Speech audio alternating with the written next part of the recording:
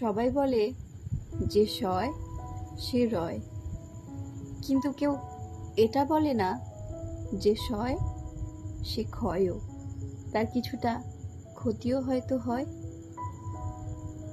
সবাই আপনার ধৈর্যের বাহবা দেবে, মানিয়ে নেওয়ার জ্ঞান দেবে, সহ্যের কদর করবে, নিজেদের সহ্য সীমার গল্প শোনাবে, কিন্তু ভেতরে ভেতরে শেষ হয়ে যাওয়া আপনিটাকে কেউ আবিষ্কার করবে না। সবাই আপনার বদলে যাওয়াটাই দেখবে, বদল হওয়ার কারণটা খুঁজবে না। পুড়ে ছাই হয়ে যাওয়া মনটাকে কেউ জল দিয়ে শান্ত করবে না, বরং সমালোচনা করে আগুনটা আরো একটু উস্কে দেবে। কাটা ঘায়ে মলম নয়, মানুষ নুনে ছিটে দিতে ওস্তাদ।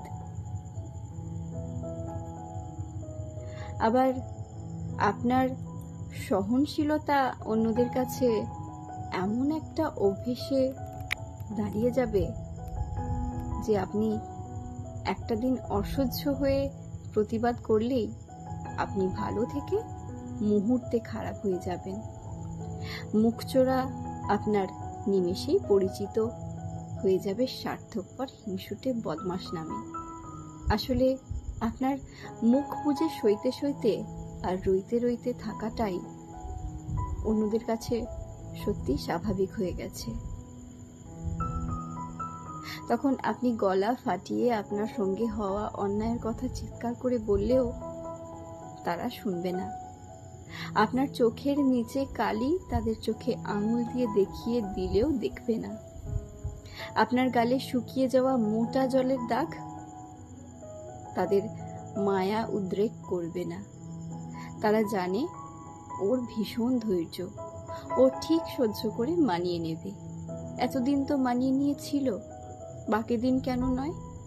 তারা কেউ বলবে না পরিবর্তন দরকার।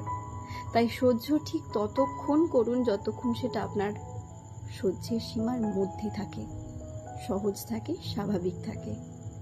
অসহনীয় অন্যায় সহ্য করে নিজেকে তিলে তিলে শেষ করার কোনো গুণপনা নেই, সে রয়ে যাওয়ার কোনো মানেও নেই। কলমে পার্বতী মোদক, কণ্ঠে পূজা। ধন্যবাদ।